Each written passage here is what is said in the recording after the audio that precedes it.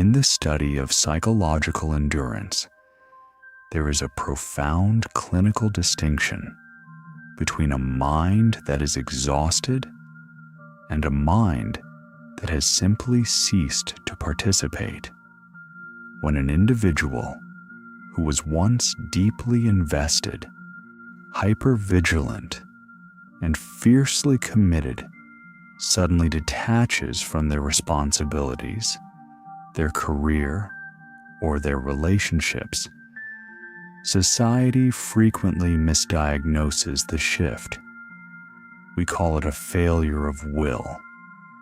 We label it as laziness, a lack of discipline, or the dark descent of depressive burnout. Yet, a clinical interrogation of this sudden numbness reveals something far more sophisticated than a failure of character. This absolute silence of the psyche is not a pathology. It is an evolutionary safeguard. It is the neurological circuit breaker deploying. When the brain recognizes that the emotional and metabolic cost of continuous care yields a terminal negative return, it stops attempting to manage the crisis. It ceases the translation of stress and instead initiates the Desensitization Protocol. Apathy, in its truest clinical framework, is not a negative emotion. It is the tactical, defensive absence of emotion. It is a protective fortress constructed by the nervous system to ensure that when the world demands far more than you possess, you survive the depletion by feeling absolutely nothing.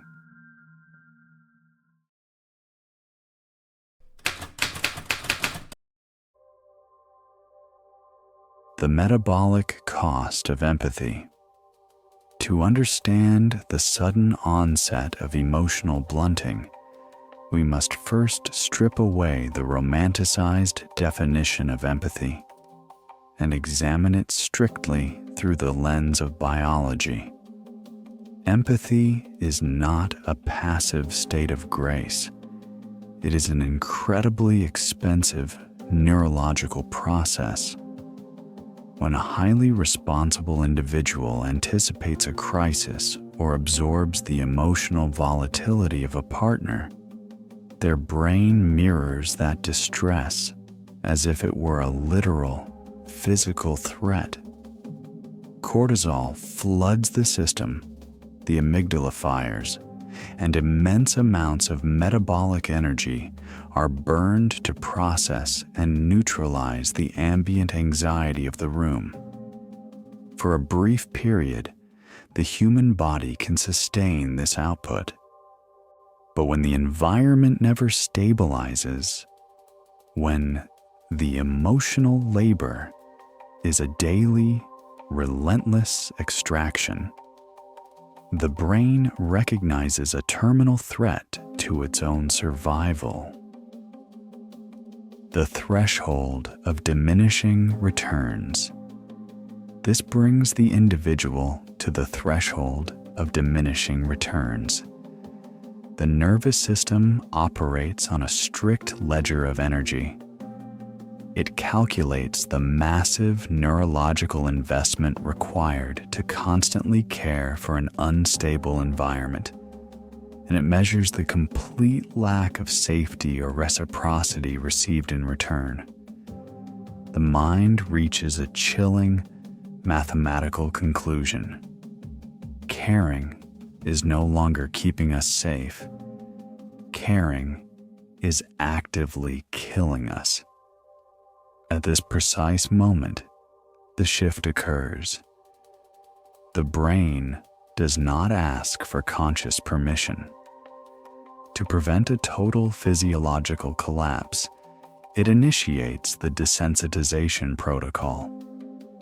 it alters its own neurochemistry, actively downregulating the receptors that process oxytocin and dopamine in relation to the people and environments that are draining it. The sudden void. The manifestation of this protocol is sudden and terrifying to the individual experiencing it. They wake up one morning, face a crisis that would normally send them into a hyper-vigilant frenzy of problem solving, and they feel a profound, echoing nothingness. They look at a failing relationship, a demanding career, or a crying partner, and the internal machinery simply refuses to engage.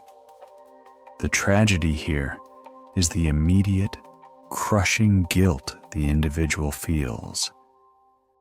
They ruthlessly condemn themselves, believing they have turned into a cold, monstrous person. They fail to understand that they did not lose their humanity. Their humanity simply barricaded the door to survive the siege.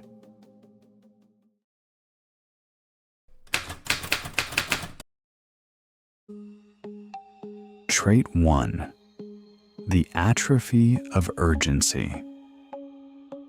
The first and most jarring mechanic of the desensitization protocol is the complete atrophy of urgency. In the baseline state, the highly responsible mind treats every incoming request, every unread message, and every interpersonal friction as a high priority alert.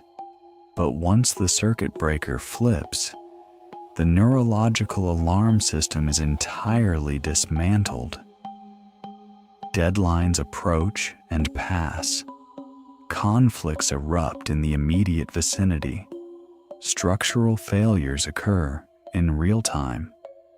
Yet, the individual observes these events with the detached curiosity of a stranger watching a film.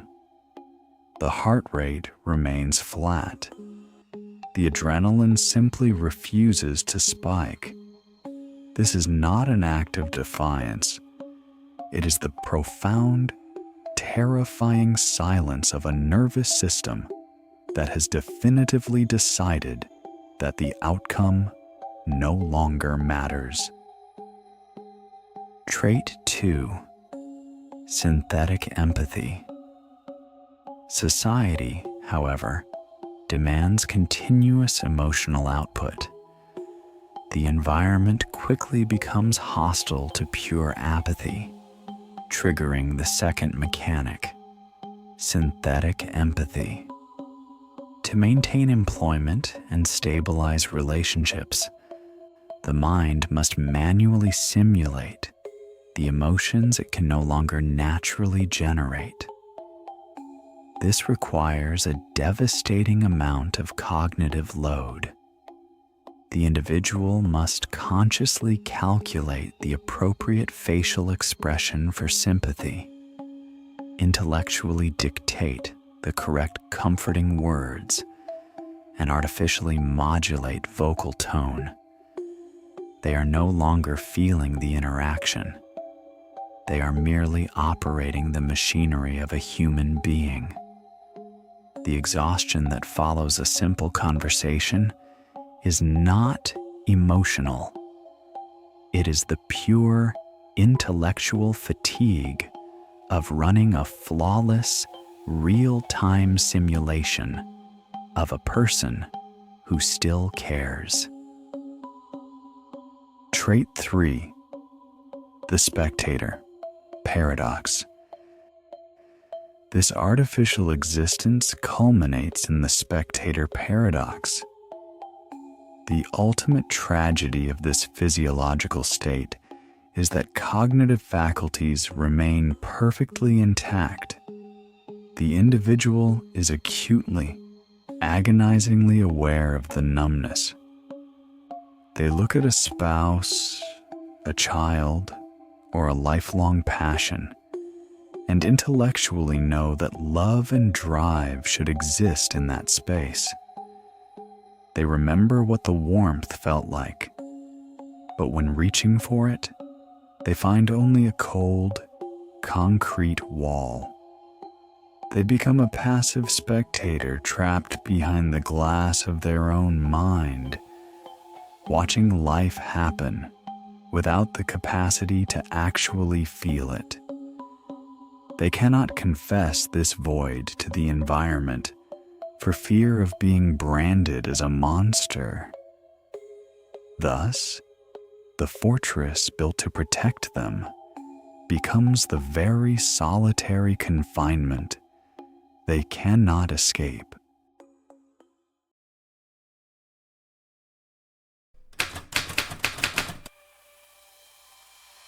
The illusion of betrayal. When the Desensitization Protocol is fully active, the surrounding ecosystem experiences a sudden, violent shock.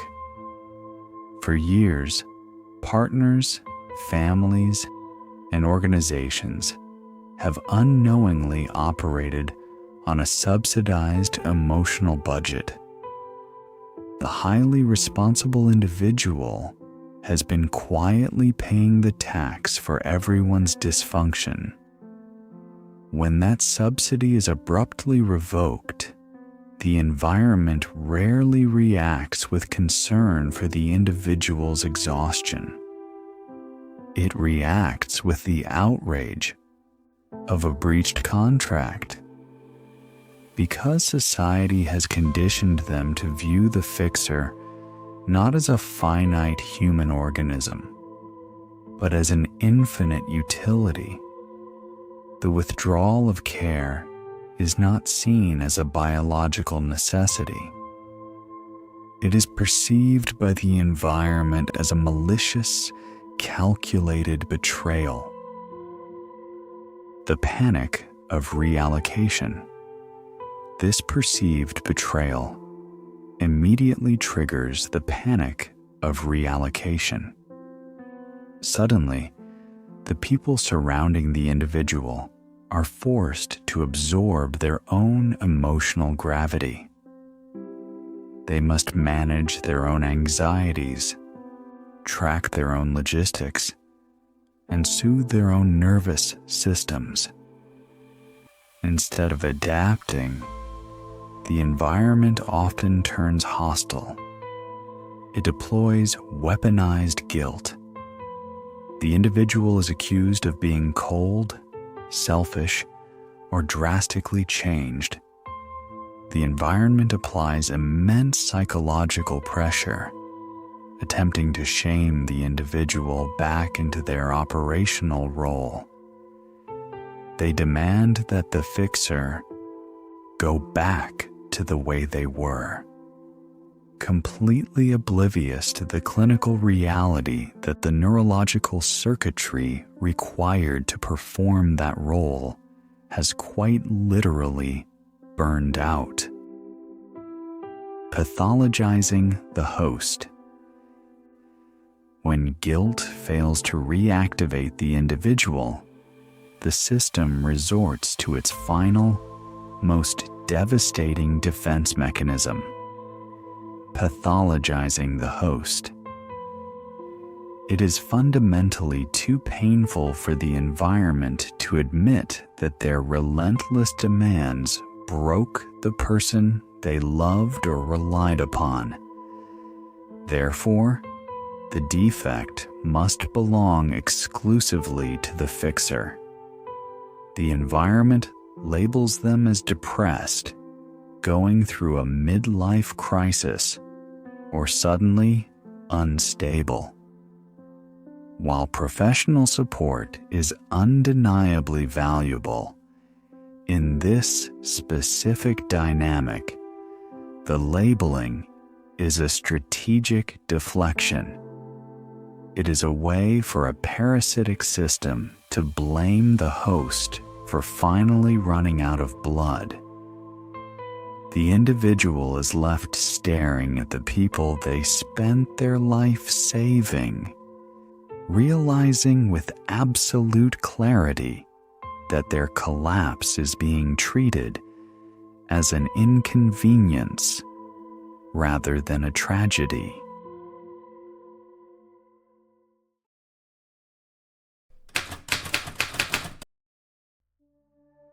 The trap of the temporary reprieve. As the individual resides within the numbness of the desensitization protocol, a subtle shift eventually occurs. The nervous system, sheltered by the fortress of apathy, begins to accumulate a fragile reserve of metabolic energy. The physical exhaustion starts to lift. However, this is the most perilous junction in the entire life cycle of the shutdown. The moment the fixer feels a drop of vitality return, their historic programming reactivates. They look around at the relational or professional chaos that accumulated during their absence, and they feel an overwhelming surge of guilt. Their instinct is to stage a frantic, heroic return, to overcompensate for their period of selfishness by carrying double the weight. They fail to realize that this is not recovery, it is a behavioral relapse. They are running straight back into the burning building with a fresh tank of oxygen. The operational threshold. To prevent this cycle of perpetual burnout, a strict operational threshold must be established. The individual must learn to differentiate between an environment that requires their assistance and an environment that requires their absence. When the circuit breaker flips, it is a diagnostic indicator that the current systemic architecture is toxic. True recovery does not mean resting until you are strong enough to tolerate the abuse again. It means utilizing the current state of apathy as a blank slate to permanently renegotiate your boundaries. While the emotional engine is offline, the cognitive mind must ruthlessly audit which responsibilities are genuinely theirs and which ones belong to the personal growth of the people around them. You cannot heal the system by validating the dependency that broke you. The integration of inactivity.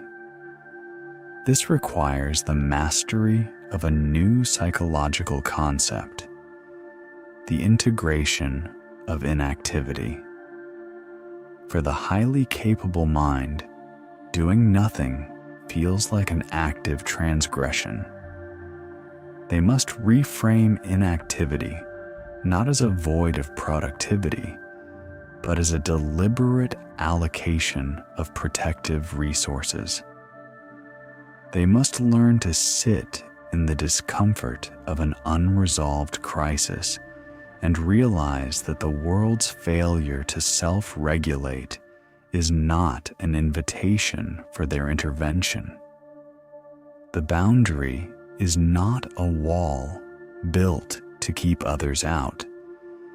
It is a structural support built to keep the self intact. The ultimate realization of this phase is that you are allowed to exist as a human being without proving your right to occupy space through continuous, exhausting utility.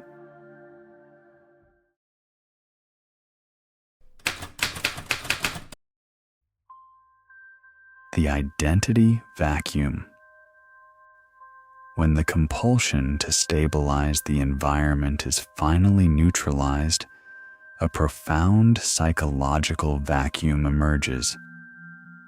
For the highly capable individual, extreme utility was not merely a behavioral pattern, it was the entire foundation of their identity.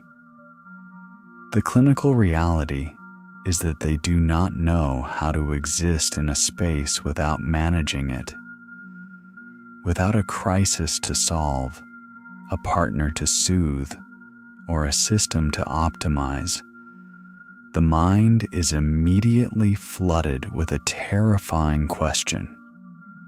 If existence is not defined by being a savior, then what justifies occupying space? This is the true crucible of recovery. The individual must stare directly into the void of their own perceived uselessness and endure the panic of having no external metric for their own value. The agony of stillness. Enduring this vacuum requires an active, agonizing rewiring of the nervous system. To observe a developing crisis, one that possesses the exact parameters the individual is highly trained to resolve and consciously choose inaction, is not a passive experience. It is a violent internal confrontation. The physiological urge to intervene will scream for attention. The individual must sit in the absolute discomfort of stillness, watching an ecosystem fail to self-regulate and refuse to pay the tax. This stillness is often misinterpreted by the environment as cruelty, but clinically, it is the highest form of self-preservation. It is the deliberate starvation of the deeply ingrained trauma response that equates intervention with love. The architecture of the sovereign mind. Those who survive this grueling phase of withdrawal transition into the final stage of psychological restructuring, the sovereign mind. The individual slowly discovers a baseline of existence that is not tethered to their capacity to absorb the collateral damage of others. A cold, magnificent clarity takes hold. They realize that respect derived solely from utility is simply exploitation in disguise. The sovereign mind no longer seeks out environments that praise their endurance. It actively repels them. The individual demands a new relational contract, one where their presence is valued entirely independent of their performance. They step out of the machinery of human sacrifice, recognizing that inherent worth requires absolutely no proof.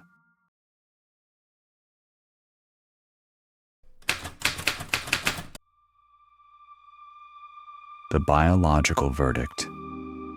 The cultural narrative relentlessly insists that a highly functional individual must remain perpetually open, continually absorbing the distress of the surrounding environment. But biology operates strictly on the unforgiving mathematics of survival. When the metabolic cost of empathy becomes terminal, the nervous system will invariably choose self-preservation over martyrdom. The profound, haunting truth of the emotional circuit breaker is this: the sudden onset of apathy is never a pathology. It is never a punishment for failing to care. It is the definitive biological receipt for caring too much for too long in a space that offered absolutely nothing in return. The final absolution. To heal is not to forcefully pry the emotional doors back open and invite the chaos back inside. To heal is to stand within the cold, quiet walls of the Desensitization Protocol and finally accept the silence. The sudden absence of feeling is not a character defect. It is the undeniable clinical proof that the absolute limit of human endurance was reached, and the body intervened to save the mind. The architecture of apathy is not a prison. It is a sanctuary.